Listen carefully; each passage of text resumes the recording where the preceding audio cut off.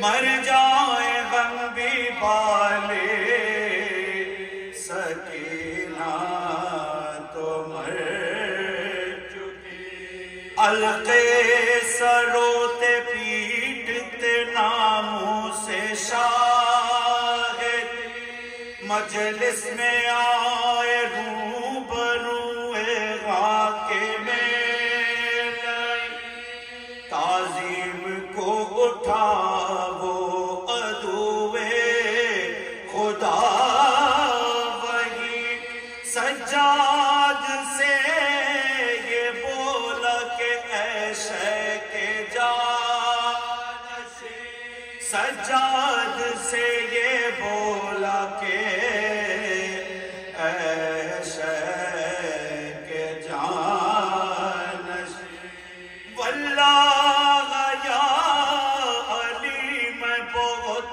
شرمسار ہوں، بخشو مجھے میں آپ کا تقصیر وار ہوں، بخشو مجھے میں آپ کا تقصیر وار ہوں، اس واقعے سے مجھ کو خجالت ہوئے بڑی، اب جاؤ تم وطن کو میں عطرت درکار جو زادے سفر کہہ دو یا علی، اسباب و مال و زر تمہیں منگوا دوں میں،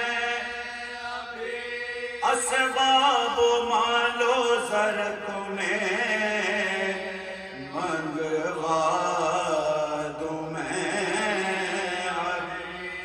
جو غیت آج ہوئے وہ تقریر کے، جلدی وطن کو جانے کی تدبیر کے، جلدی وطن کو جانے کے تدبیر کے،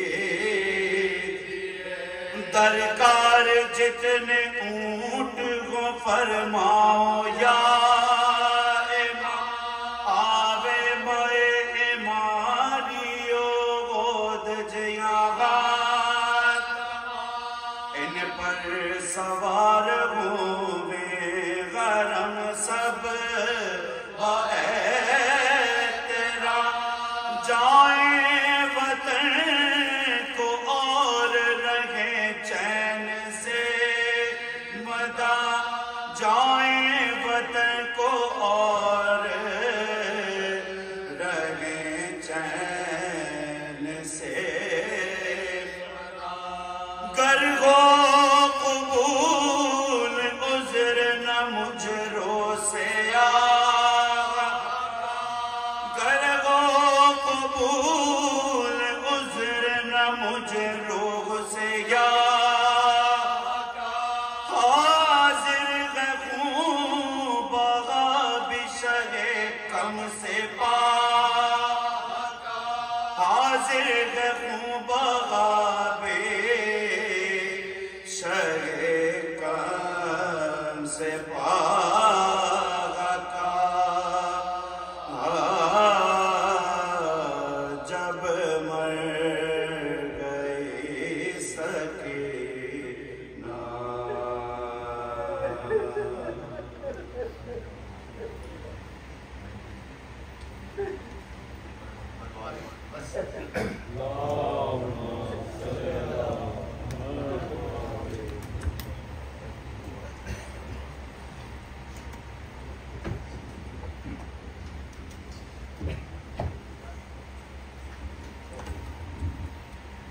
بعض بلند سوات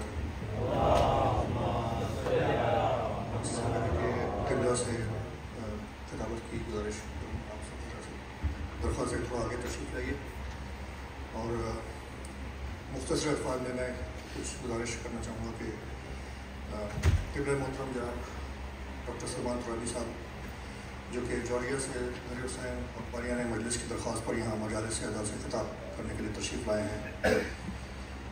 آپ ایک کورنا مشق خطیب ہیں جو کسی تعارف کے محتاج نہیں ہیں، تاہم آپ سے درخواست ہے کہ آپ سب ان کے والد مرحوم رشید ترابی صاحب قبلہ کے اظہار صاحب کے لیے اور جملہ مومنین و مومنات جو یہاں پر موجود ہیں ان کے مرحومین کے اظہار صاحب کے لیے ایک سورہ فاتحہ کی گزارش کر رہا ہوں کہ آپ اس کا تلاوت کر کے اس کا ساتھ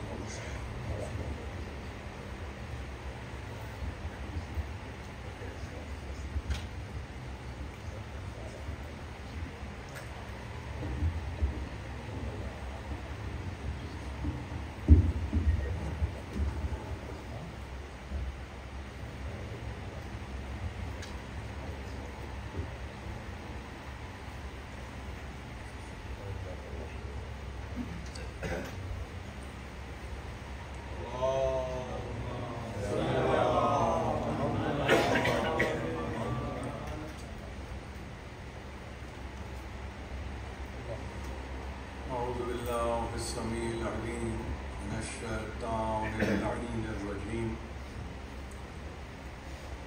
بسم الله الرحمن الرحيم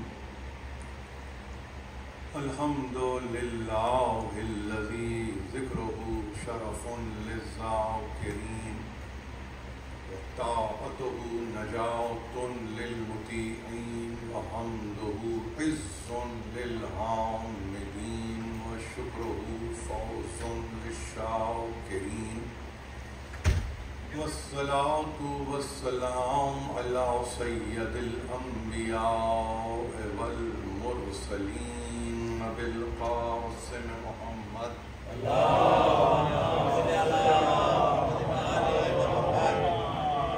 وأهل بيته الطيبين الطاهرين المعصومين المظلومين الذين أذهب الله عنهم الرجس وطهرهم تطهيرا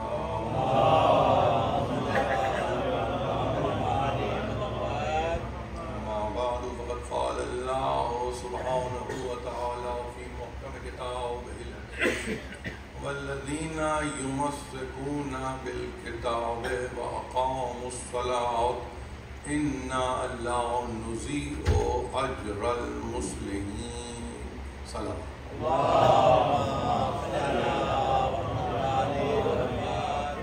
میرے حسین میں یہ سلسلے کی آخری تقریر ہے، کل سے آپ کو رحمت دی جائے گی اور بارگاہ میں جو العلم کے نام سے جانی جاتی ہے۔ 5 مجالس کا سلسلہ وہاں بھی ہوگا اور ہم گویا اپنے کلام کو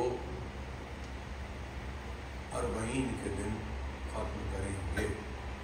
جو موضوع گفتگو یہاں ہے وہ ایک آیت کے ضمن میں ہے سورہ اعراف کی، لیکن اس کا محور اور اس کا مرکز یوں سمجھ لیجیے کہ نقطہ فکر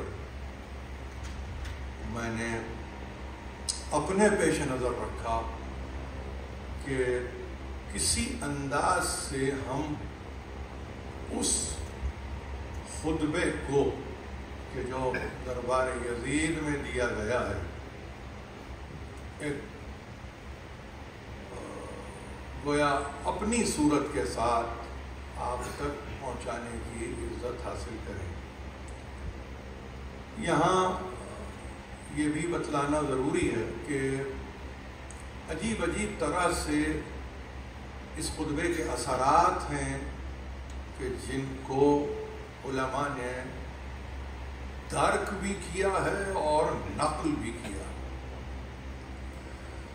اور یہ وہیں ممکن ہے، خاص طور پہ بچوں کو ذہن نشین کرنا چاہیے کہ ایک کلام اگر کئی رخ لیے ہوئے ہو تو اس کا مطلب یہ نہیں ہے کہ وہ مبنی بشبہات کلام ہے، بلکہ وہ آپ کی فکر سے تقاضا یہ کرتا ہے کہ جس دور میں بھی رہو اور جہاں بھی رہو اس کے اثر کو سمجھو، اس کی فکر سے ہم آہنگ ہو جاؤ اور یہ دیکھو کہ تمہارے معاشرے میں اس خطبے کا اثر و نفوذ کیا ہے، ورنہ تو بات سے بات اگر نکلے تو یہ کہنا کافی ہے کہ ایک مرتبہ کا خطبہ تھا وہ وقت میں محدود ہو گیا. ایسا نہیں. اس نے وقت کی باؤنڈریز سے تجاوز کیا ہے. یعنی یہ وہ کلام ہے کہ جو متجاوز ہوا ہے حدود وقت سے. یعنی اس نے اگر یوں کہیے کہ اس نے وقت کی تنابوں کو سمیٹ لیا اور آواز کو اس نے باقی رکھا ہے. یہ وہ خطبہ ہے. علم طبیعت کے پڑھنے والے یہاں بیٹھے ہیں، ان کو معلوم ہونا چاہیے کہ آواز کے معنی طبیعت میں کیا ہوتے ہیں، آواز کی رفتار طبیعت میں کیا ہوتی ہے. فزکس پڑھنے والے حضرات، ظاہر ہے کہ میں خود ایک طالب علم ہوں، ان کو معلوم ہونا چاہیے. مخصوص چیپٹرز آپ کے پاس قائم کر دی جاتے ہیں بعنوانے، مثلا روشنی پر ایک چیپٹر آپ کو ملے گا پورا، اور اس میں آپ پھر تہ بتہ گفتگو کریں گے. بقین ہی آواز کے تعلق سے بھی آپ کو طبیعت میں، علم طبیعت میں ایک سبق کو پڑھنا ہوتا ہے. یہ بنیادی چیزیں، اور آپ کا تعارف وہاں پر اس نظریے سے ہوتا ہے کہ آواز ہے کیا، آواز کی کیفیت کیا ہے، آواز کی ماہیت کیا ہے، آواز میں صلاحیت کیا ہے. تینوں چیزوں کو آپ پڑھتے ہیں تو آپ معلوم ہونا چاہیے کہ جہاں آواز جس طرح نور کی رفتار کو بتانے والوں نے بتایا، انہوں نے مائلز میں محدود کر کے اس کو طے کر دیا. گو کہ آنے والے وقت نے ان تجربات کو بھی پیچھے چھوڑ کر نئی رفتار کو معین کیا، یہ کہتے ہوئے کہ میڈیم کو پیش نظر رکھنا چاہیے رفتار کو طے کرنے کے لیے. کسی چیز کی رفتار کو آپ طے کر رہے ہیں تو اس واسطے کو بھی سمجھو کہ درمیانی واسطہ کیا ہے. جتنا ٹرانسلیوسنٹ ہے اس میں رفتار کچھ اور رہے گی، جتنا ڈینس ہے اس کی رفتار کچھ اور رہے گی. واسطے کے معنی علم طبیعت میں ہیں.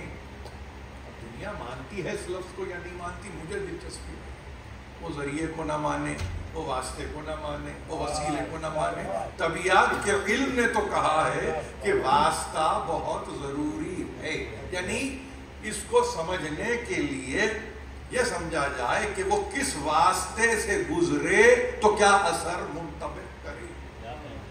یہ آپ کے پاس ظاہر ہے کہ علوم نے ہمیں بتایا، ہم بھی طالب علم ہیں، بچے پڑھتے ہیں، ہم بھی سنتے ہیں، ہم سمجھنے کی کوشش کرتے ہیں. تو آپ کو معلوم ہونا چاہیے فقط یونٹ آف ٹائم میں رفتار کو طے نہیں کیا جاتا جب تک کہ آپ یہ محسوس نہ کریں کہ دیکھو تو صحیح کہ میڈیم کیا ہے.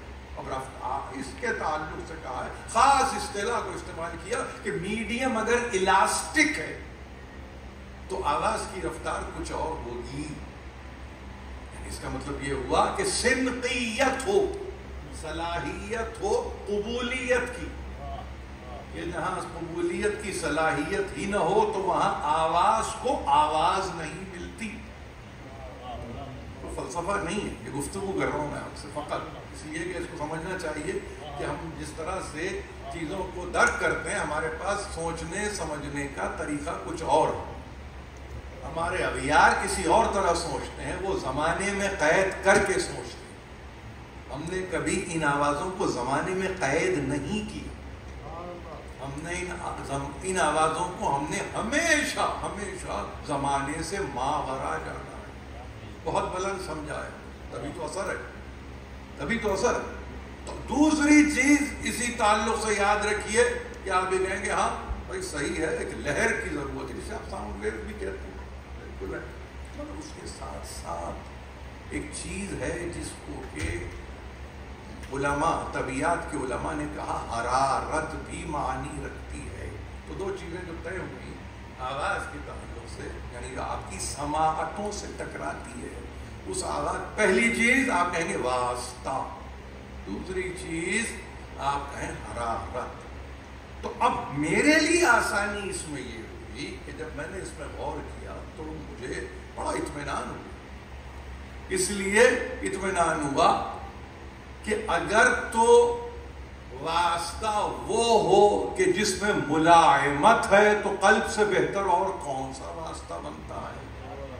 یعنی شقاوت نہ ہو، ملائمت ہو کسی پیغام کے اثر انگیز ہونے کے لیے. اگر شقی القلب ہے تو پیغام نہیں پہنچتا، لیکن اگر وہیں ملائمت ہے تو پیغام آسانی سے ایبزارب، جس کو قبول کرنا کہتے ہیں، وہ کر لیا جاتا ہے. اور جس شے کو میں نے حرارت کہا، دنیا اس کو سینٹی گریڈ یا فیرن ہائٹ میں تبدیل کر کے دیکھ رہی ہے. نہیں، یہاں ضرورت نہیں ہے، یہاں ایمان کی حرارت چاہیے. اگر ایمان کی حرارت موجود ہے اور دل میں نرمی ہے، گوشہ نرم ہو، دونوں صورتیں باقی اگر رہ جاتی ہیں تو آواز کے معنی کچھ اور ہو جاتے ہیں. اب ایک ایسی آواز جو حرارت حسین ابن علی لیے ہوئے ہو، جسے ایمان کی حرارت کہا. احادیث موجود ہیں کہ قیامت تک مومن کے دل میں یہ حرارت رہے گی جسے آپ کہتے ہیں نتیجہ شہادت حسین ابن علی کی صورت میں. کو یہ معلوم ہونا چاہیے مستدرک حاکم میں جس کو درج کیا اس حدیث کو کہ یہ قیامت تک کے لیے وہ حرارت ہے جو مومن کے دل میں باقی رہے گی. تو یہ ہے حرارت حسین ابن علی. اور جب یہ حرارت طے پا گئی تو معلوم یہ ہوا کہ ہاں اس کو ایک میڈیم کی ضرورت ہے، اس کو ایک واسطے کی ضرورت ہے. وہ واسطہ غیر نہیں ہوتا، وہ آپ کا اپنا قلب ہوتا ہے جسے قلب سلیم کہتے ہیں. قلب سلیم کا مطلب کیا ہوا؟ قلب سلیم مطلب یہ ایسا قلب کہ جس نے اپنے آپ کو بحضور پروردگار جھکا دیا ہو بغرض طاعت، بغرض اطاعت. تو یہ دونوں چیزیں جب طے ہو گئیں تو اب اس کو سامنے رکھ کے جب آپ اس خطبے کا مطالعہ کرتے ہیں، اس کا مشاہدہ کرتے ہیں، تو آپ یہ کہیں گے کہ متاثر سے وہ ہوگا کہ جس کے دل میں حسینی حرارت ہو اور جس کے دل میں شقاوت نہ ہو. تو معلوم یہ ہوا کہ اب آڈینس محدود بھی ہو گئی اور لامحدود بھی ہو گئی. دونوں صورتیں اس میں امکانات دونوں ہیں. دونوں امکانات محدود اس لیے کہ چیزیں معین ہیں، لامحدود اس لیے کہ قیامت تک کے امکانات موجود. تو اب یہ خطبہ رکا نہیں ہے اسپیس اور ٹائم میں، یہاں تک نہیں آنا تھا. یہ رکنے والا خطبہ نہیں تھا، یہ پیغام رکنے والا نہیں تھا. اور جب رکنے والا نہیں تھا تو اس نے اپنے اثرات کو قائم کیا. اور یہ اثرات ایسے قائم ہوئے کہ آواز بھی کوفے میں جناب زینب نے پہنچی نہیں ہے دربار میں، آواز پہلے پہنچ گئی. آپ دیکھ رہے ہیں آواز نے سفر کیسے کیا. جب آپ کہتے ہیں نا یہ آواز نے اپنے آپ کو ان منازل سے کیسے گزارا، یہ طے کیسے ہوئی آواز. آپ کہہ رہے ہیں قافلے نے سفر طے کیا، یہ سنتے ہیں آپ. میں عرض کر رہا ہوں آواز نے سفر طے کیا. اس سے پہلے کہ یہ پہنچتی ان کی آواز پہنچ گئی. اور وہ آواز یعنی آپ دیکھیے بہت غور سے سن رہے ہیں، ظاہر ہے آپ سنتے ہیں، میں ممنون احسان کہ آپ سن رہے ہیں کہ جہاں اس کا نتیجہ ظاہر ہوتا ہے اس بے چینی میں. دیکھیے سکک کوفہ کا ماحول کچھ اور ہے، شام کے بازار کا ماحول کچھ اور ہے. سکک کوفہ میں چونکہ آواز ابھی بلند نہیں ہوئی تھی تو اشتباہ تھا. بہت اشتباہ تھا. کون ہے؟ کون ہے؟ یہ اسلام دشمن ہے. یہ وہ ہیں کہ جو اسلام کے خلاف ہیں.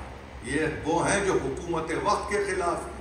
یہ وہ لوگ ہیں کہ جو حکومت طلب کر رہے تھے. یہ وہ ہیں جو استحقاق جتلا رہے تھے. گویا کہ یعنی اتنے امکانات ہیں ابھی آواز کو بلند نہیں کیا ہے.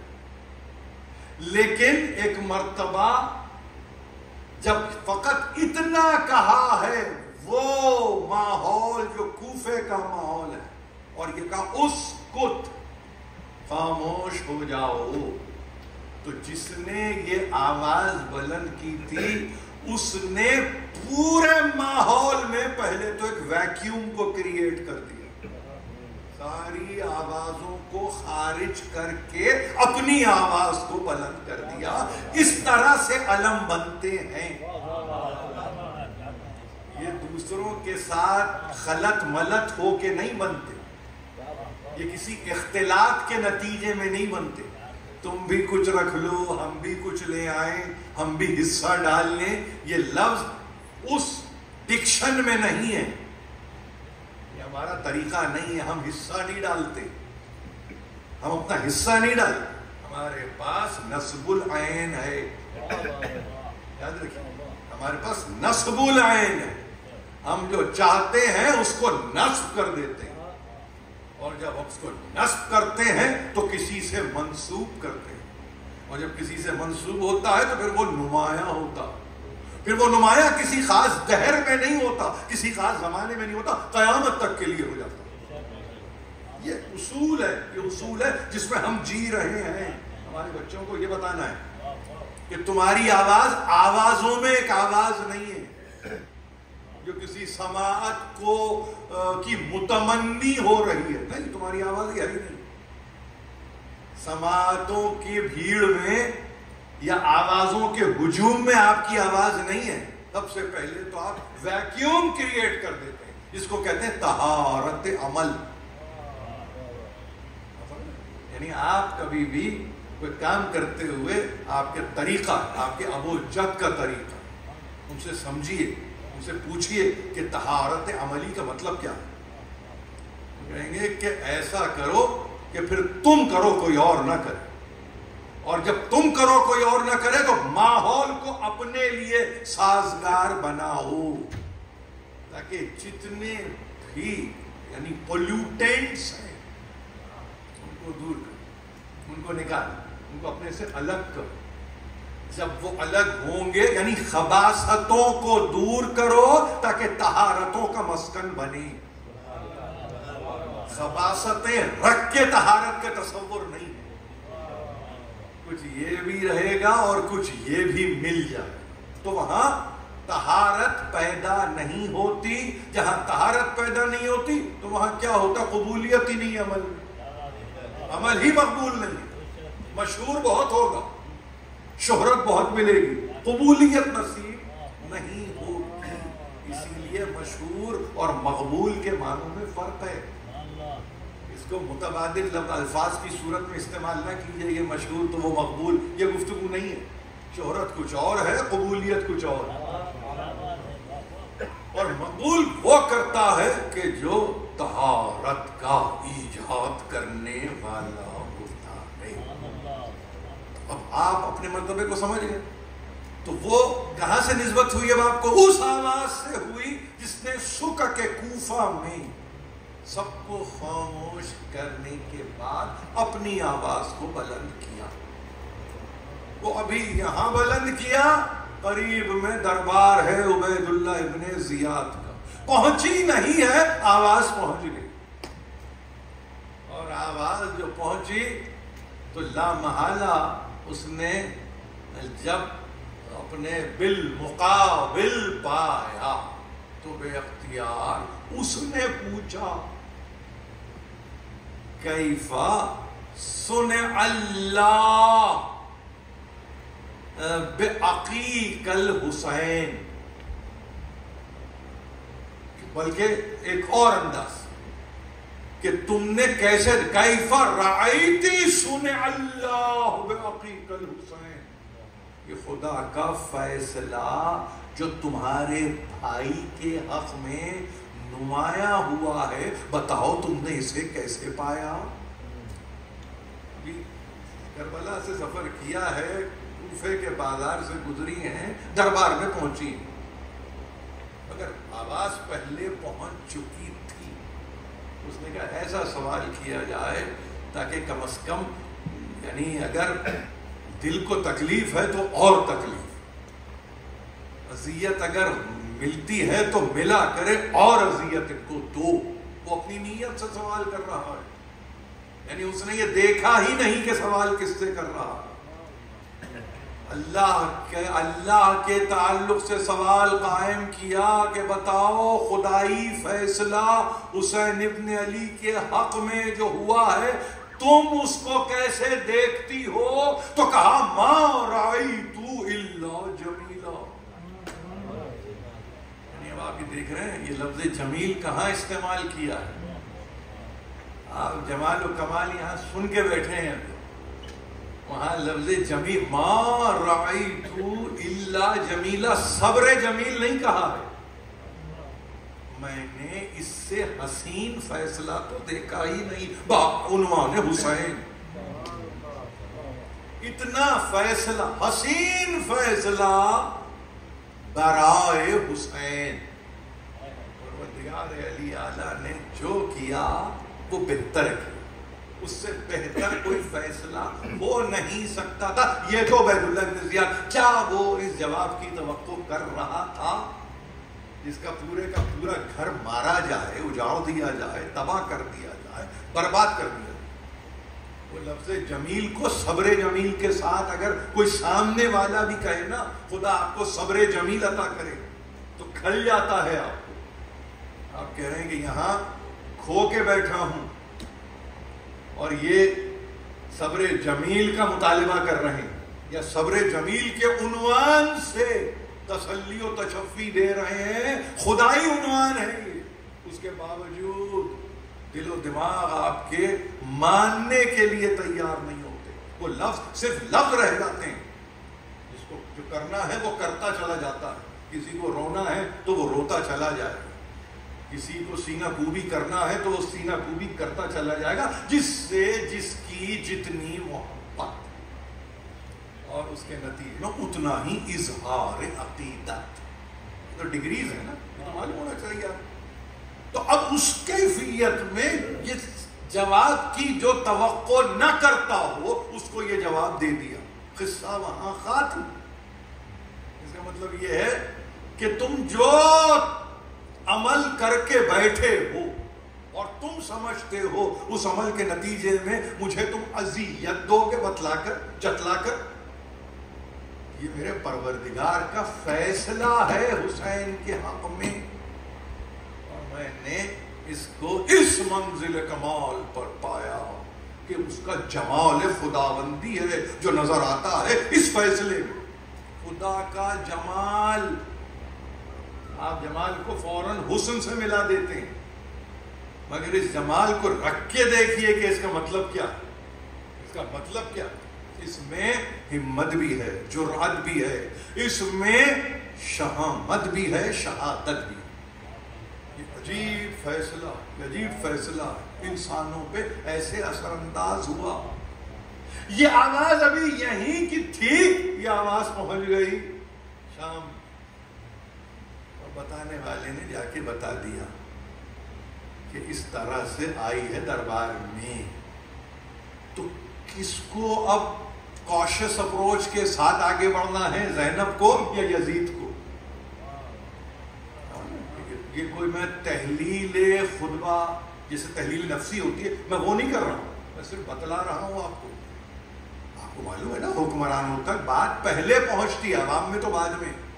اسی اعتبار سے پھر اسٹریٹجی بنتی ہے کہ شام کے ماحول میں ہمیں کس پیغام کو جاری کر دینا چاہیے تاکہ ان کے اثرات ٹوٹیں، ہمارا اثر قائم ہو۔ مگر اس کو معلوم نہیں تھا کہ وہ کس کے خلاف کیا کر رہا ہے۔ اس نے عمومیت کے ساتھ فیصلے کو کیا، جبکہ معاملہ خصوصیت کا حامل تھا۔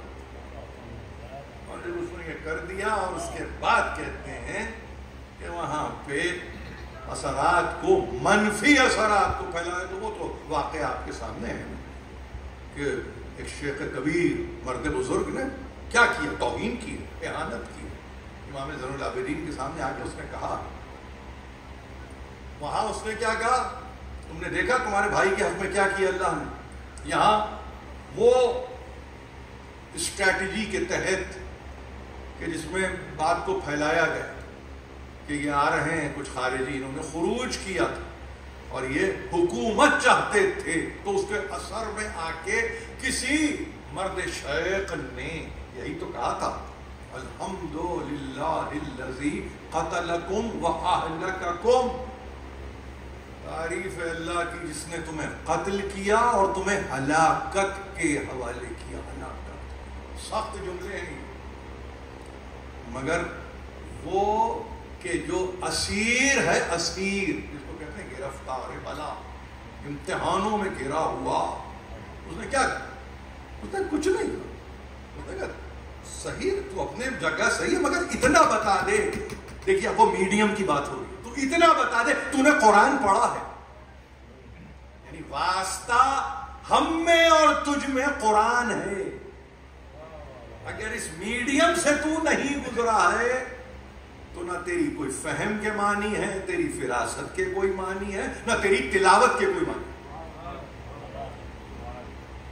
یہ ہیں آپ کے پاس وہ اسباق جو ان ایام میں آپ کو دہرانا چاہیے، مطالبہ کرنا چاہیے ذاکرین سے کہ اس عنوان کے تحت ایک رخ سے گفتگو کریں، ایک لفظ لے لیں اور اس پہ گفتگو کریں۔ آپ کہیں گے 10 دن نکال لیں کوئی پڑھنے کا، تو اب وہاں پہ وہ کہہ رہا ہے کہ خدا کا شکر ہے، سپاس ہے کہ اس نے قتل بھی کیا، ہلاک بھی کیا، وَقَدْ قَطَعَ قَرْنَ الْفِتْنَةِ عَنِ الْإِسْلَامِ، اسلام سے یعنی اس جڑ کی بیخ کنی کر دی کہ جس فتنے کو تم اسلام میں داخل کر رہے تھے۔ یعنی کتنا سخت معاملہ ہے، مگر اتنی ہی پولائٹنس، انگریزی کا لفظ ہے دھرم، آپ کئی دفعہ استعمال کرتے ہیں، اتنی ہی نرمی و ملائمت کہ اے شیخ تو یہ بتا کہ تو نے قرآن کو پڑھا ہے، اور اگر تو نے قرآن کو پڑھا تو 3 آیتوں کا حوالہ کیا، 3 سورے آپ کو معلوم ہے، مجھے دہرانا نہیں ہے۔ پہلی آیت سورہ شورى سے لی، قربا کے مطابق، دوسری آیت بنی اسرائیل سے لی، حق قربا کے مطابق، تیسری آیت احزاب سے لے لی، تطہیر کے مطابق۔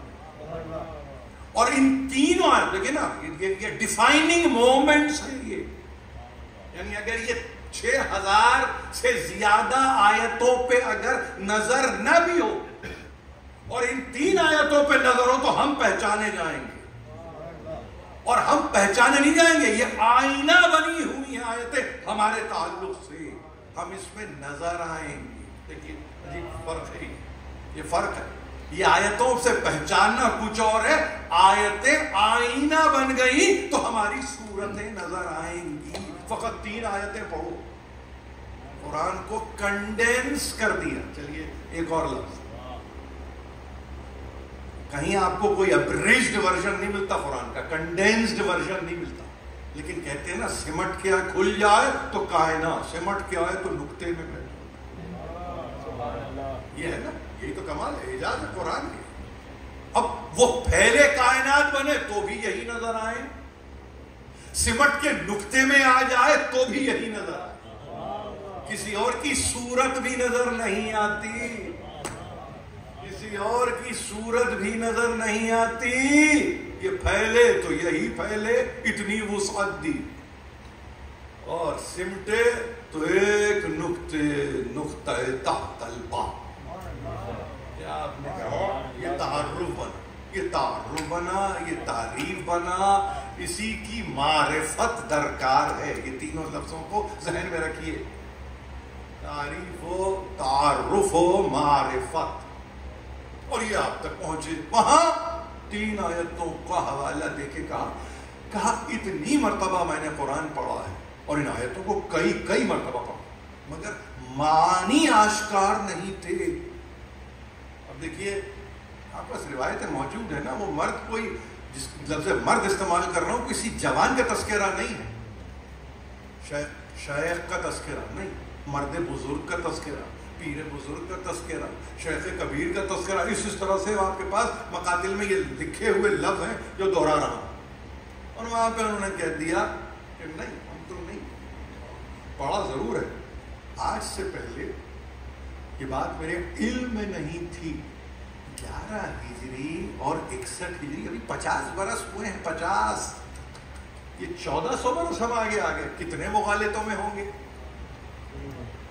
50 برس صورتیں نظر آ رہی ہیں، ارے اسی گھر میں تو جبریل آیا کرتا تھا، یہی تو گھر ہے کہ جو دارائے وہی ہے، یہی تو گھر ہے جس پہ پیغام لانے والا پیغام لاتا تھا، انہی کو تو دیکھ رہے ہیں۔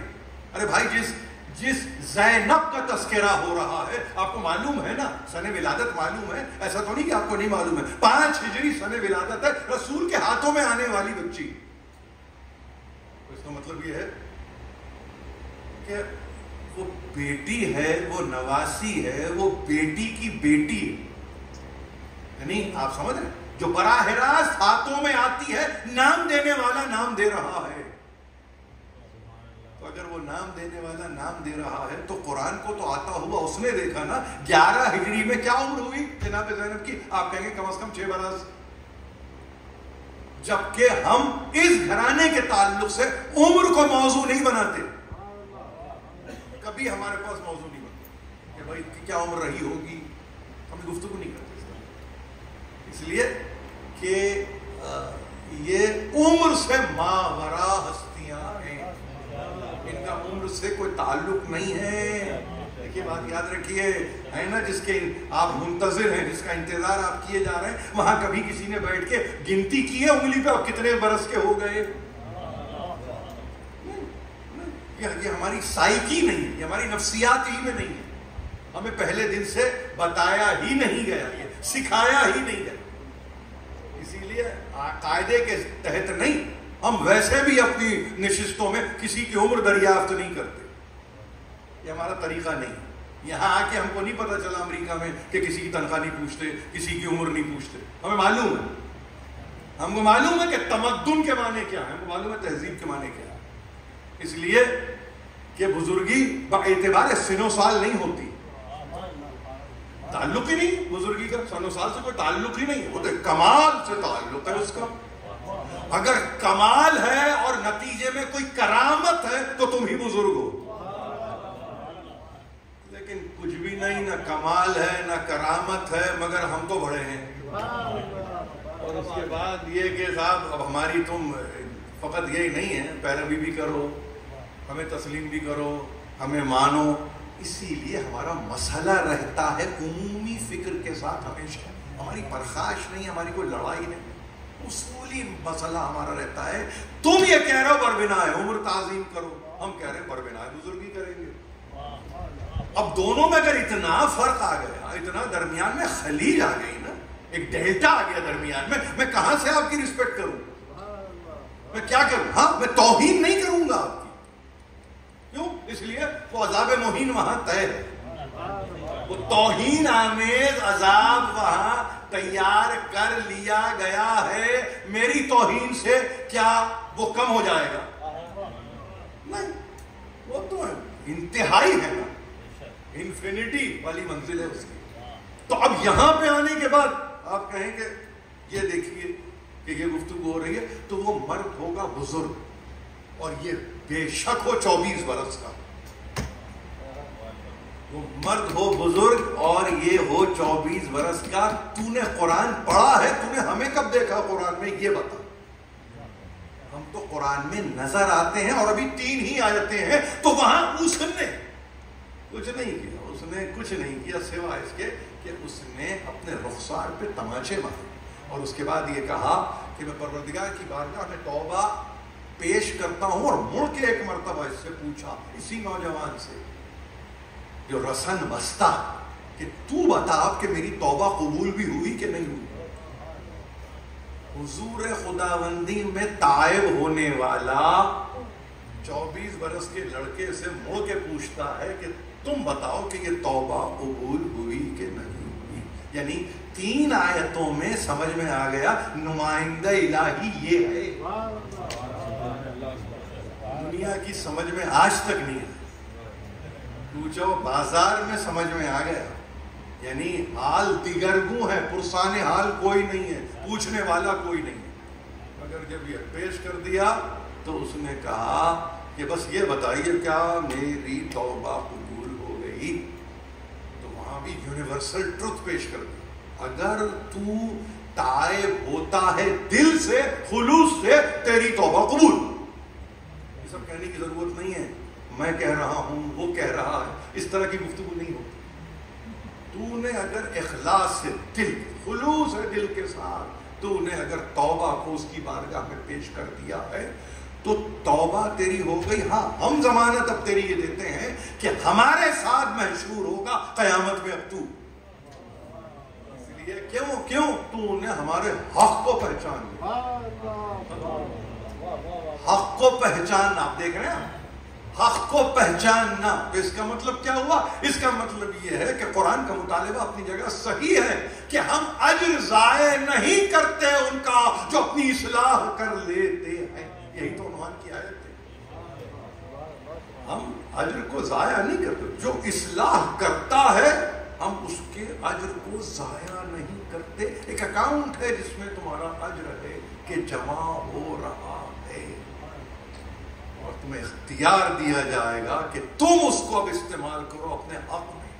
اصلاح کر چکے ہو، اجر تمہارا رہنے والا ہے. ہاں شرط یہ ہے کہ کتاب سے تمسک باقی رہے اور کتاب کی عملی شکل نماز کو قائم رکھو. یہ تقریر ختم اسی اعتبار سے میں کہہ رہا ہوں ہوگی کہ جہاں آپ کو کچھ نظر آئے. اور وہ کیا نظر آئے؟ یہ پورے اثر کو لے کے جس کی آواز کوفے میں چلی ہے اور جب پہنچی ہے دربار بھی. میں اسی موضوع کو میرے خیال اگلے 5 دن مسلسل کروں گا، اس لیے کہ میں خود ناتمام اس کو محسوس کر رہا ہوں اور میں کسی عنوان کو ناتمام نہیں کر سکتا ہوں، خاص طور پہ اس بیوی کے تعلق سے. اس لیے کہ ہم کو منہ دکھانا ہے، عنوان کو ناتمام رکھ کے یعنی آپ کسی خجالت سے نہیں ملیں گے. آپ جب ملیں گے تو اس طرح ملیں گے کہ بیوی جو میں کر سکتا تھا میں نے کیا. یہی تو ہے نا، یہی تو سلیقہ ہے مجلس کا. تو اب وہاں پر سامنے بیٹھ کے بتا دیا کہ دیکھو تم وہ سامنے بیٹھے ہوئے اور میں ہوں نبی کی نواسی جس کو تو نے کھڑا رکھا ہے. یہ وہ نواسی ہے جو کہتے ہیں مدینے میں جب چلی ہے تو 60 کنیزوں کے حلقے میں چلی ہے اور آپ نے 700 لوگوں کے سامنے کھڑا کیا. ٹھیک، یہ تیرا ظرف ہے اور مجھ سے سن لے کہ تو وہم کا مارا ہوا، تو گمان کا ستایا ہوا، تو ظن و تخمین میں مبتلا کیا ہوا اور تو اللہ کے قول کو بھولا. یہ منزل یاد ہے نا آپ کو؟ کل کی تقریر سے مجھے تھوڑا سا مقدمے میں وقت لے لیا میں نے، مگر ضروری تھا. وقت پہ نظر آ گئی 5 رات دقیقے، اس لیے کہ ماتم کریں گے. تو اب وہاں جب یہ ہو گیا تو عجیب فقرہ کہتی ہے، کہا کیفا یرتجی مراقبۃ من لفظ فوہ اکباد الاسکیاء. میں دل سوزی غم گساری کی توقع اس سے کیسے رکھوں جس نے ہمارے بزرگوں کا کلیجہ چبایا ہو. کہا وَنَبَتَ لَحْمَهُ مِن دِمَاءِ الشُّهَدَاء. تمہارے بڑوں نے ہمارے بزرگوں کا کلیجہ چبایا اور تمہارا گوشت پوست ان کے خون کو پینے سے اگا. یہ خطبے میں ایک عجیب منزل ہے جہاں پہ یہ فقرہ ہے. کیسے توقع کروں ان سے؟ دیکھیے بہت غور سے سنیے. تقریر کے آغاز یاد ہے آپ کو، میں نے قلب کے تعلق سے کچھ باتیں کی ہیں کہ شقاوت نہ ہو، ملائمت ہو دل میں. میں کیسے توقع کروں مجھ سے کہ جس کے بڑوں نے ہمارے بزرگوں کا کلیجہ چبایا ہو اور اس خون سے ان کا گوشت پوست اگا ہو، میں کیسے توقع کروں؟ دل سوزی و غم گساری. یہ فارسی تراجم میں یہ دو لفظ موجود ہیں، بڑے اہم لفظ ہیں، اردو زبان میں مستعمل ہے. دل سوزی، غم گساری، یعنی جو غم ہے اس کو بانٹ لینا. ایک ایک کا مونس بنے، غم خار بنے. ایک ایک کو اس طرح سے جیسے دل دوزی کی جاتی ہے ویسے کرے. میں کیسے توقع کروں؟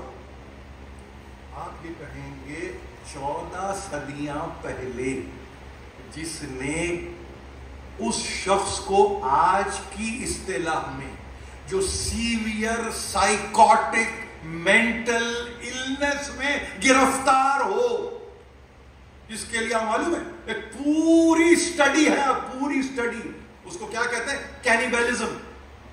ہماری پوری اسٹڈی ہے. کون ہوتے ہیں؟ یعنی کینیبل کس کو کہتے ہیں؟ کینیبل کہتے ہیں آدم خور. اور سنی، انسان متوحش کو کینیبل کہتے ہیں. بظاہر انسان، بباطن وحشی درندہ. 1400 برس پہلے دربار میں جو فقرے استعمال کیے اس پہ آج اسٹڈیز کنڈکٹ ہو رہی ہیں. آج یہ احسان ہے جناب زینب کا، یہ احسان ہے. بھائی ایسے تو تاریخ کو اٹھا کے دیکھیں گے، کینیبلزم کی تاریخ 1.5 ملین سال پرانی ہے افریقہ میں. اس کی بعد میں بات آ رہی ہے تو کہہ رہا ہوں، مجھے نہیں معلوم کہنا چاہیے نہیں کہنا چاہیے، مگر معلوم ہے یوگینڈا کا آخری جو ڈکٹیٹر جس کو ایدی امین کے نام سے آپ جانتے ہیں، وہ ریناؤنڈ کینیبل رہا. یعنی جو اعضائے بدن کو کھائے. وہاں یہ آج تک کی تاریخ ہے، گزشتہ صدی تک کی تو بات پہلے آئی. اور بی بی کیا کہہ رہی ہے کہ میں ان سے توقع کیا کروں کہ جنہوں نے ہمارے بزرگوں کے کلیجے کو چبایا. میں کچھ نہیں کہتا، میں فقط یہ سمجھنا چاہتا ہوں کہ جہاں شقاوت قلبی ہے اور جہاں حسین اور اولاد حسین کو نہ مانا جا رہا ہو، تو کیا میں ڈیڈیوس کروں کہ یہ وہیں سے سلسلہ شقاوت کا چل رہا ہے؟ کہ جیسے کہتے ہیں نا، انہی کے بزرگ تو نہیں تھے کہ جن کے گوشت اور پوست اگے ہیں اس خون سے جو احد کے دن حمزہ کا کلیجہ چبا کے کھانے والے تھے. آج آپ کو اثرات ملتے ہیں. ہم کہنے کی پوزیشن میں نہیں ہیں، اس لیے کہ ہمارے پاس اتنی طاقت نہیں ہے کہ ہم اس پہ اسٹڈی کنڈکٹ کر لیں. ہو سکتا ہے آج سے 100 برس کے بعد ایک زمانہ آئے، کوئی بچہ بچی آگے بڑھ کے کہے کہ ان کے دل میں حسین سے شقاوت ہے، یہ شقی القلب ہے، ذرا ٹریس کرو ان کو کہ یہ کہاں سے ملے ہوئے. بہت عجیب بات کروں، بہت عجیب بات کروں. شاید تھوڑا سا وقت سے پہلے گفتگو ہو گئی ہے، یہ تھوڑا سا وقت سے پہلے میں نے گفتگو کر لی. آج ہمارے پاس شاید وسائل نہیں ہیں، لیکن یہاں جس ملک پہ بیٹھے ہیں وسائل ہی وسائل ہیں. آج آپ اگر اپنے پروجیکٹ کو اپنے سپروائزر کے سامنے جا کے ایک پورا آپ اس کا ایک خاکہ بنا کے رکھ دیجیے اور کہیے کہ میں یہ اسٹڈی کرنا چاہتا ہوں، تو چونکہ عقیدے سے ان کا تعلق نہیں ہوتا، اسٹڈی سے ان کا تعلق ہوتا ہے، تو ہو سکتا ہے اجازت بھی مل جائے.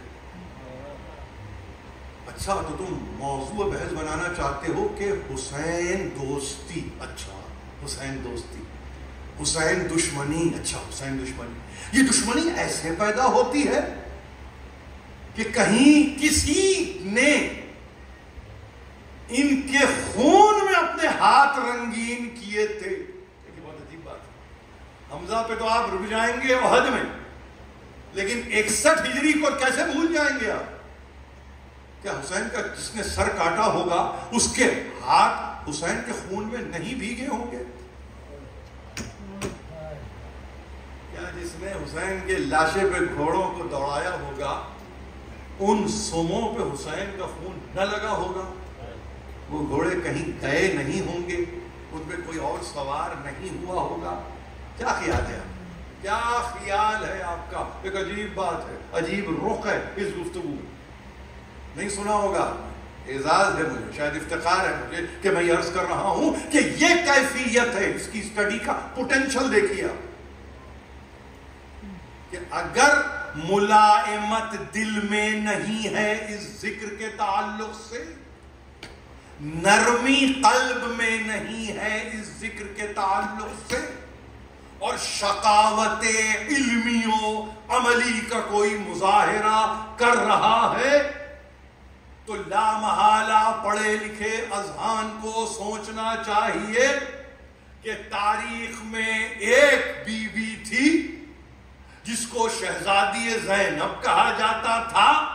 وہ دربار میں کھڑے ہو کر وہ یہ کہہ رہی تھی حاکم وقت سے کہ میں تجھ سے دل سوزی و غم گساری کی توقع کیسے کروں، یہ غم بانٹنے کی تجھ سے توقع کیسے ہو، جبکہ تیرے بزرگوں نے، تیرے بڑوں نے میرے بڑوں، میرے بزرگوں کا کلیجہ چبایا اور اپنے آپ کو اس خون میں جو ان کے کلیجے کا خون تھا اس کو اپنے دہن تک پہنچایا. ہمارے محدث شیرازی نے کہا ہند بنت عتبہ ابن ربیعہ، یہ نام ہے اسی شخص کی دادی کا جس کا حوالہ دے رہی ہیں یہاں دربار میں، حوالہ دے رہی ہیں. وہ یہ کہہ رہا کہ محدث شیرازی صاحب روضۃ الاحباب، یہ کتاب کا نام، انہوں نے لکھ دیا کہ اس نے باقاعدگی سے وحشی کو یہ اسائنمنٹ دیا کہ تو حمزہ کو گرا. تو کہتے ہیں کہ ایک سمجھیے کہ وار انسٹرومنٹ کہہ لیجئے، اکوپمنٹ کہہ لیجئے، اسلحے کی ایک صورت لے لیجئے، اس کو کہتے ہیں حربہ. وہ نیزے سے چھوٹی ایک چیز ہوتی ہے، بڑی پوائنٹڈ چیز ہوتی ہے، وہ اس کا چلانے والا، پھینکنے والا. اس نے مارا، ناف میں لگا. یہ محدث شیرازی ہیں، پڑھنے کی ضرورت ہے. اور کہا کہ اس کے نتیجے میں آپ ایک بل کھا کے گر گئے، اور ظاہر ہے کہ جب گرے تو شہادت امتحان میں. یہ کون جا رہا تھا دنیا سے؟ جس کو اسد اللہ بھی کہا، اسد رسول اللہ بھی کہا، خود رسول نے سید الشہداء کہا. اس کے خون میں ہاتھوں کو رنگین کیا، سینے کو چاک کیا، کہتے ہیں جگر کو نکالا. اسی لیے آپ کہتے ہیں نا یہ جگر کھانے والی ہندا، نکالا. کہتے ہیں محدث کہتے ہیں کہ چبایا، نگلا نہ جا سکا، اگل دیا، گلے کا ہار بنا دیا. یہ ہے. آپ حیران ہوں گے، آپ کے گزشتہ صدی کے بڑے محقق ہیں شبلی نعمانی، انہوں نے صرف نظر کیا اس پورے واقعے. آج اہل سنت کے اسکالرز نے اس واقعے کو شبہے میں بدل کے یہ کہا ممکن ہے ایسا ہوا ہو، ممکن ہے ایسا ہوا ہو. بات یقین کی حد تک نہیں کی جا سکتی. یہ تاریخ کو بدلنے والے لوگ آج بھی موجود ہیں، یعنی اسٹیبلشڈ فیکٹ کو بدل دیا. تو اس سے کیا فرق پڑتا ہے؟ میری بات غور سن رہے ہیں؟ اس سے فرق اسی لیے نہیں پڑا کہ شبلی کے کہنے سے فرق نہیں پڑا، اس پورے واقعے کو انڈورس کر دیا جناب زینب نے دعویٰ. اب آپ کے پاس کریڈیبلٹی شبلی کی 0/0. ایک دفعہ کا جھوٹا ہمیشہ کا جھوٹا. وہ کچھ بھی کر. اب آپ کہیں گے صاحب آپ یہ کیا عجیب بات کر رہے ہیں، اتنی بڑی کتاب لکھ دی، سیرت نعمان لکھ رہے ہیں، وہ رسول کے تعلق سے وہ لکھ رہے ہیں، آپ تو عجیب آپ نے بات کر دی. ایک دفعہ کا جھوٹا. اس لیے ہمارے پاس محدث کے لیے بڑی کڑی شرائط ہے. جھوٹ کہہ دیا، اب تم کچھ بھی کہتے رہو، یہ حدیث ہے، یہ حدیث ہے، یہ قول ہے، یہ قول ہے، ہم قبول نہیں کرتے، تم ایک دفعہ کے جھوٹے۔ شبلی نعمانی نے اس واقعے کو نقل نہیں کیا، اولاد حضر فوق بن گرامی نے باقاعدگی سے لکھا اپنی کتاب میں، انہوں نے کہا کہ صرف نظر کیا ہو، اور جب صرف نظر کیا یعنی انہوں نے اس کو مانا ہی نہیں اس واقعے، لیکن معجزہ ہے کہ جناب زینب نے دربار میں اس کو نہ صرف یہ کہ فیکٹ کے طور پہ ایویڈنٹ کر دیا اس فیکٹ، اور ایسے کر دیا کہ اس کے نتیجے میں اب دنیا کہے نہ کہے زینب کہہ کے جا چکی ہے، زینب کہہ کے جا چکی ہے تیرا گوشت پوست اگا ہے۔ آپ معلوم ہے ضروری نہیں کہ وہ رحم مادر میں اس وقت ہو، اب یہ جینیالوجی اور جینیٹک سٹڈیز، اثرات کہ تیری دادی کسی کا جگر چبا سکتی ہے، اس نے چبایا ہے تو اس کا ایک اثر ہوگا۔ آپ معلوم ہے جینیٹک میوٹیشن ایک لفظ ہے یہ، اور اس پہ میں گفتگو تو نہیں کرتا، لیکن میں بتانا چاہتا ہوں کہ کیسے ہے کہ آپ یہ نہیں کہہ سکتے کہ رحم میں تھا معاویہ، میں نام لے لیا، میں نے نام لے لیا، تاکہ کل کے دن یہ بھی نہ ہو کہ صاحب نام نہیں لیا، تو وہاں پہ انہوں نے کہا کہ ہو یا نہ ہو، لیکن یہ اگر کرج ہے کسی میں کہ وہ بفطرت نہیں، فطری طور پہ وہ کینیبل ہے، یعنی انسان متوحش وحشی انسان، چاہے کہ یہ تو عورت ہے اور اس نے اس عمل کو اختیار کیا، تو یہ عمل کا اختیار کرنا اس تک محدود نہیں رہے گا، یہ نسلوں میں چلے گا۔ اب اگر وہ اس کا باپ ہو تو اور یہ خود ہو تو باہر نہیں ہے اس اثر سے کہ جو چلا آ رہا ہے، اسی لیے ہم اور آپ اگر ہر وقت اس نعمت کو صرف یہ کہہ کے پروردگار تیرا شکر کہ تو نے ہمیں وہ نعمت دی، کیا نعمت مودت اہل بیت، آن واحد کے لیے شائبہ نہیں ہوگا۔ آپ کہیں گے اچھا دل میں نرمی بھی ہے، ملائمت بھی ہے، شقاوت بھی نہیں ہے، اتنا زیادہ دل ہے کہ جو پسیجتا،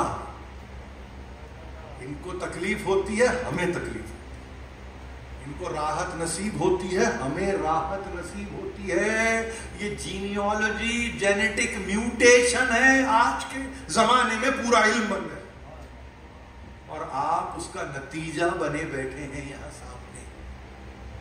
تو آپ کے کیا خیال ہے؟ کل ہے نا شب شہادت، آپ کہیں گے کہ دل کو کتنی تکلیف ہوتی ہے، پرسوں یوم شہادت ہے، دل کو کس قدر تکلیف ہوتی ہے۔ یہ کبھی تکلیف محسوس ہو تو اچھمبے میں آنے کی ضرورت نہیں ہے کہ یہ مجھے تکلیف کیوں ہو رہی ہے، کہ میں ناراحت کیوں محسوس کر رہا ہوں۔ فوراً دل و دماغ کو متوجہ کرنا چاہیے کہ تاریخ کیا ہے آج، تاریخ کیا ہے، کیا واقعہ ہوا ہے۔ دل آج بے چین، اتنے یہاں بیٹھے ہیں نا، اسی لیے جب ان سے جا کے 10ویں محرم کو ملے آپ، کیا کیفیت ہوتی ہے؟ آپ کے گھر کا واقعہ ہے مگر آپ بے چین، اور ایسے ہی بے چین ہے جیسے آپ کے گھر کا واقعہ ہے۔ تقریر میں نے ختم کر دی، سوچ کے حوالے کر دی آج کی تقریر، کم از کم در حسین میں آج۔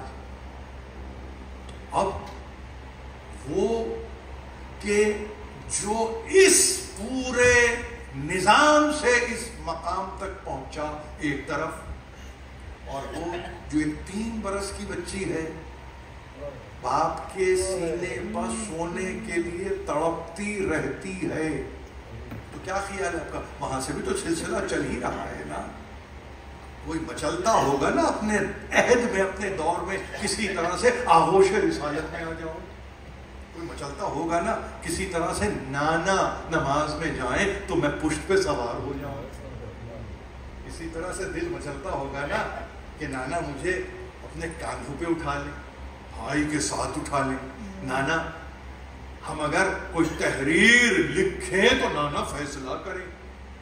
تو یہ ابو جد کو اس طرح سے مستحضر رکھنا، یہ نسلاً بعد نسل آیا، تو اب 3 برس کی بچی کو کوئی کیسے کہے کہ تمہارا باپ نہیں ہے؟ وہ دیکھ تو رہی ہے، عصر عاشور گئے ہیں اور پھوپھی اماں کے حوالے کر کے، مگر پھر نہیں آئے. ہاں لاشیں پہ گئی، لاشیں پہ گئی. اور میرے پاس جتنی کتابیں سر بریدہ لاشیں پہ بھی گئی، اور سر بریدہ لاشیں ہی پہ نہیں گئی، آگے کی گفتگو کروں وہ لاشا جس کو پامال کر دیا گیا اس لاشیں پہ بھی گئی. جسم نہیں ہے، جسم نہیں ہے مگر جان ہے حسین کی سکینہ. یہ وہ شہزادی. اور وہاں سے اٹھے تو یہی تو پوچھتی بھی اٹھی کہ بابا کہاں، بابا کب آئے. کیا عالم ہوا ہوگا اس بچی کا جب 11 محرم کو اس نے اپنے باپ کے سر کو نوکے نیزہ پہ دیکھا. کیا عالم ہوا ہوگا. یعنی باپ جو کل تک چھاتی پہ سلاتے تھے آج باپ کا سر ہے اور وہ بھی وہاں اتنی دور نہیں. کوفے میں دیکھتی ہے، دربار میں دیکھتی ہے، بازاروں میں دیکھتی ہے، کوچوں میں دیکھتی ہے، قریوں میں دیکھتی ہے. باپ کے سر کو کبھی نظر آتا ہے، کبھی نظر نہیں آتا. نظر یوں آتا ہے کہ نوکے نیزہ پہ ہوتا ہے، اور نظر یوں نہیں آتا کہ تنور میں رکھ دیا جاتا ہے. یہ حسین کا سر ہے. اسی بچی کا امتحان لینے والے نے امتحان لیا. یہ واقعہ پڑھ چکا ہوں.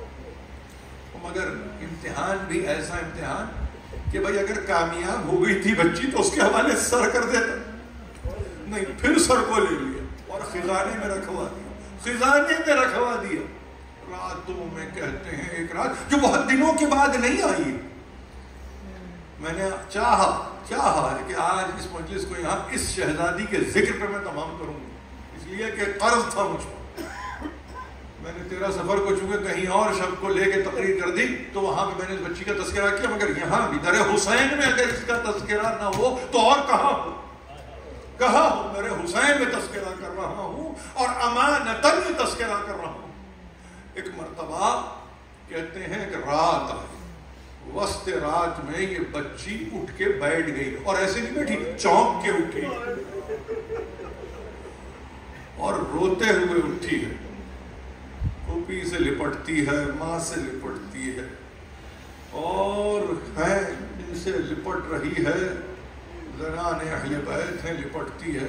بھائی علی ابن الحسین، اور بس ایک ہی بات ہے زبان پہ کہ میرے بابا آ گئے، میرے بابا آ گئے. اب سمجھانے والیاں سمجھا رہی ہیں بیٹے سکینہ نہیں، یہاں بابا نہیں ہے. نہیں، تم نے خواب دیکھا نہیں. کہا پھوپھی اماں بابا ہیں بھی اور مجھے بلا بھی رہے، آئے بھی ہیں اور مجھے بلاتے بھی. مجھے بابا چاہیے، مجھے بابا سے ملنا ہے. یہ آوازیں اب سکینہ کی تنہا نہیں رہی. دیکھیے یہ دیکھ رہے ہیں آپ نوحہ بنتا کیسے ہے. سمجھنا چاہیے میرے بچوں کو کہ نوحہ بنتا کیسے. ایک آواز اٹھتی ہے، کئی آوازیں مل جاتی ہیں. اہل بیت کی آوازیں ملی. اب اتنا بڑا یہ نوحہ کہ کسی کو تکلیف ہوئی تو اس نوحے سے تکلیف بھی ہوتی ہے. اثر ہے یہ نوحے کا. اپنا ہے تو آ جائے گا، غیر ہے تو تکلیف میں مبتلا ہو جائے گا. آواز بڑی خواب غفلت میں تھا. ایک مرتبہ کا یہ کس کی آواز ہے؟ رات کے اس وقت کہا یزید تجھے وہ بچی یاد ہے جس نے باپ کے سر کو طلب کیا تھا؟ نام سکینہ کا آیا. کہا خزانے کو کھولو اور یہ سر کو حوالے کر دو، لیکن ہماری نیند میں اب کوئی مخل نہ ہو. کہتے ہیں تشت لیا گیا، اس تشت میں حسین کے سر کو رکھا گیا. چونکہ سرپوش نہیں ہے لہذا تاریک گلیوں سے یہ سر نے ایک صورت نور کو پیدا کیا. راستہ روشن ہوتا چلا تائی کے کہتے ہیں زندان کے دروازے پہ سر پہنچا. نور پھیل چکا تھا. بچی نے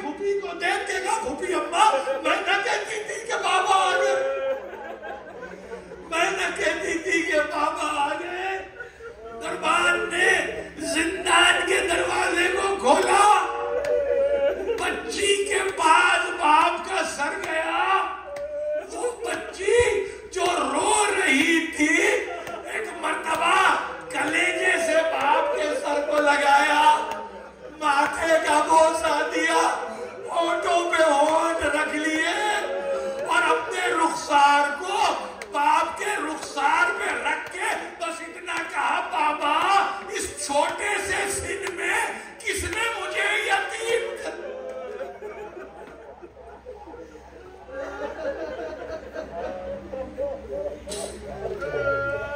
الہی و سیدی و مولایا و ربی، پروردگار اس قلیل توسل کو ہم سے قبول فرما، ایمان ہے شفاء کامل عطا کر، روزگار ہے روٹی مہیا کر، جو پروردگار مریض ہے شفاء کامل بواسطہ سکینہ بنت الحسین نصیب فرما، ہمیں کوئی غم نہ دے سوا مرنے والے محمد کے تعظیم فرما، ظہور حجت میں ماتم حسین یا حسین، یا حسین، یا حسین، یا حسین، یا حسین، یا حسین، یا حسین، یا حسین، یا حسین، یا حسین، یا حسین، یا حسین، یا حسین،